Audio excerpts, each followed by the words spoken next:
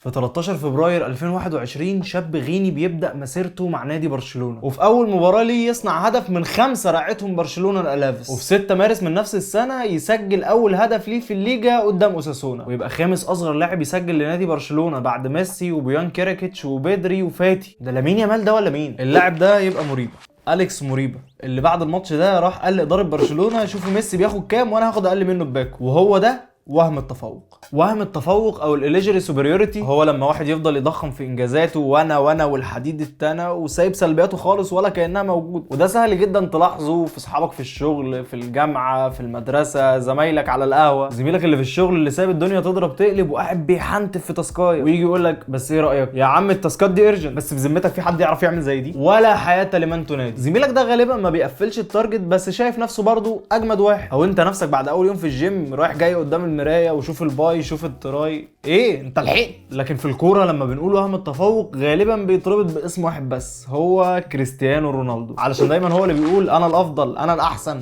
انا الاقوى، شوف البايسيكل كيك دي. والكلام ده ممكن يكون طالع من انجازات وثقه كريستيانو رونالدو في نفسه، او غرور ومبالغه في تقدير نفسه. بس خلينا نقول ان دلوقتي كريستيانو رونالدو عنده الانجازات وعنده التاريخ وعنده الالقاب وعنده كل حاجه تخليه يقول انا افضل لاعب في التاريخ. لكن لو خدنا لاعب في بدايه مسيرته مش اساسي حتى في فرقته ويقول انا همسح تاريخ ميسي باستيكا، واللي قال كده طبعا زي ما انت عارف هو اندريك مهاجم ريال مدريد، وهو حتى لسه ما بداش يحقق 1% من انجازات كريستيانو او ميسي. في 2010 وقبل ما يحقق كل انجازاته الحاليه اتسال كريستيانو رونالدو مين هو افضل لاعب في التاريخ، والاجابه كانت ببساطه انا، ولا بيليه ولا مارادونا، لا هو من قبل كل الانجازات دي وهو شايف نفسه افضل لاعب في التاريخ. ممكن انت كمشجع لرونالدو تشوف ده ثقه او رغبه انه يتفوق على كل اللي سبقوه، لكن بدون اي مرجعيه وانت لسه في بدايه مسيرتك، ده اللي بيتسمى وهم التفوق. طب ما يا عم علي مش هو بس اللي شايف كده، ازاي تتجاهل جزء كبير من جمهور الكوره شايف ان كريستيانو رونالدو افضل لاعب في التاريخ؟ الاجابه ببساطه ان كريستيانو رونالدو ما جابش الثقه دي من راي الناس فيه، لا هو مش مستني رأيك ولا رأيي ولا رأي أي حد في الدنيا، هو من قبل أي حاجة وشايف نفسه أفضل لاعب في التاريخ. النادي دلوقتي بيلعب أحسن بيه ولا من غيره؟ من غيره. واحدة من أهم صفات الشخص المصاب بوهم التفوق هي الأنانية.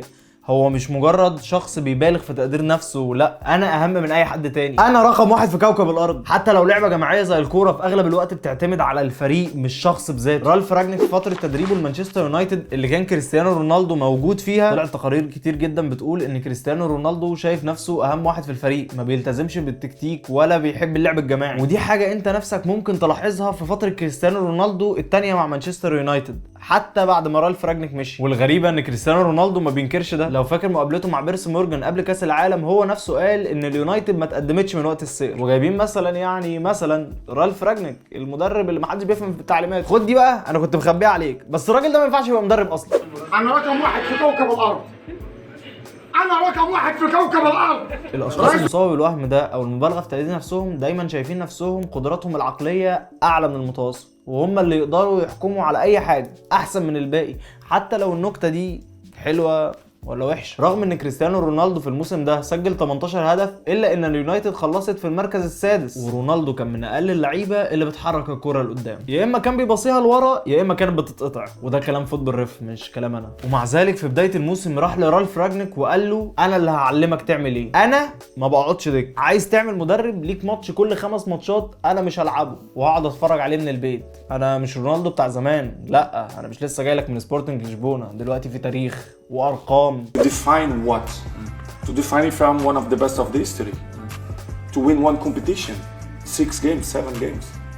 You think it's fair? المصاب بوهم التفوق مش بيصاحب اي حد عنده وجهة نظر مخالفة ليه. ايه اللي هيخليني احب الموسم السيء ليا ولا الماتش الوحش اللي انا لسه لعبه؟ لا انا هصاحب اللي يدعمني ويأكد ان انا افضل لاعب في التاريخ. علشان كده دايما هتلاقي كريستيانو رونالدو مصاحب تاريخه مش واقعه، مش اداؤه الحالي، لا ده بيصاحب اي رقم صغير المهم انه يدعم كلامه. عايزين ايه؟ اول الاهداف انا الافضل في التاريخ، كسرت رقم قياسي ده دليل عبقريتي حتى لو ده كان مجرد تمرين كويس، لا انا اعلى من مستوى زمايلي. واحد زي كريستيانو رونالدو الارقام جزء كبير من هويته الرياضيه، وده شيء طبيعي بس بيتحول لوهم لما اللاعب يركز في الارقام ويسيب الاداء، يبص على الانجازات ويتجاهل تراجع المستوى، بيبص على تاريخه ويسيب الحاضر بتاعه. طب لو مفيش ارقام تدعمك مش مهم، انا افضل لاعب حتى لو سجلت 3 اهداف بس في الموسم. طب الكلام ده مش ملمس شويه مع اللي بيحصل دلوقتي مع صلاح؟ الراجل ده موهوم برضه، يعني مش عشان قعد دكه ماتشين هيطلع في كل حته يقول لك لا انا عملت تاريخ يخليني العب اساسي وما انا ما اقعدش دكه، مش انا اللي اقعد دكه. ولا انا مركز مع كريستيانو ولا ايه؟ بصراحه صلاح مش موهوم. صلاح السنه اللي فاتت هداف الدوري الانجليزي، اكتر واحد عمل اسيستات في الدوري الانجليزي، هو كان سبب اساسي والسبب الرئيسي ان ليفربول تكسب الدوري ده. اخر جايزه فرديه خدها السنه اللي فاتت مش من 7 سنين. صلاح مجرد ما نزل من على الدكه كسر رقم قياسي. يعني احنا مش في سنه 2030 وصلاح جاي يقول لك ده انا 2024 جبت لك الدوري ومش عارف ايه. لا ده السيزون لسه خلصان، يعني من حقه يقول كده، ما فيش وهم في دماغه. انت لو شايف عكس كده هيبقى الوهم في دماغك انت. في دراسه اتنشرت سنه 2022 باسم السلوك التنظيمي واداره التغيير، بيقول فيها كورنيل فيرنوي ان كريستيانو رونالدو واحد من اشهر الامثله المصابه بوهم السيطره، واستدل على ده بطقوس ثابته عند كريستيانو رونالدو بيعملها كل ماتش، زي انه بيدخل الملعب دايما برجله اليمين اللي ما بتاثرش باي شكل من الاشكال في ادائه جوه الملعب. يعني لو لعب حلو هتلاقيه داخل باليمين، لعب وحش برضه داخل باليمين. والحركات دي ممكن الناس تكون بتمارسها بقصد او بدون قصد، بس علشان يبين لهم انهم ليهم شيء من السيطره. والعادات والحركات دي هتلاحظها اكتر عند الناس اللي بتلعب قمار او اللي شغالين في الاسهم او المرضى. كلهم عندهم اعتقاد حتى لو انا ما اقدرش اسيطر على الموقف اللي انا فيه، بس ممكن اعمل حاجه تخليني مسيطر، وممكن ساعتها تحصل النتيجه اللي انا عايزها.